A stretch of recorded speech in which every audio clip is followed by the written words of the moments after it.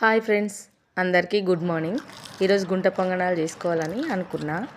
అయితే గుంట పొంగనాలు వేసుకున్న బాగానే ఉన్నాయి, సూపర్ టేస్ట్ వచ్చినాయి. దానికోసం ముందుగా పల్లి చట్నీ ఎలా తయారు చేసుకోవాలో చూద్దాం రండి.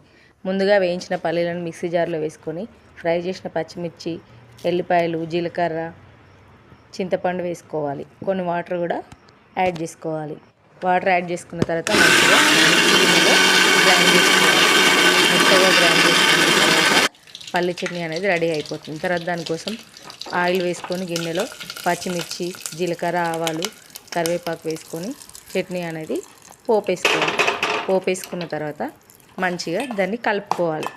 కలుపుకుంటే పోపు అనేది మొత్తం మిక్స్ అయిపోతుంది. దాంట్లో టేస్ట్ అనేది సూపర్గా ఉంటుంది. అలాగే పొంగనాలు వేసుకోవడం కోసం పొయ్యి ముట్టించుకొని పొయ్యి మీద పొంగనాల పీట పెట్టుకున్న తర్వాత దాంట్లో కొంచెం ఆయిల్ అనేది వేసుకున్నా. ఆయిల్ హీటెక్కిన తర్వాత మంచిగా దాంట్లో దోశ పిండి వేసేసుకున్నా. వేసిన తర్వాత బాగానే ఉన్నాయి, వేసేటప్పుడు కూడా బాగున్నాయి. మంచిగా వేడైన తర్వాత కొంచెం బాగానే ఉన్నాయి.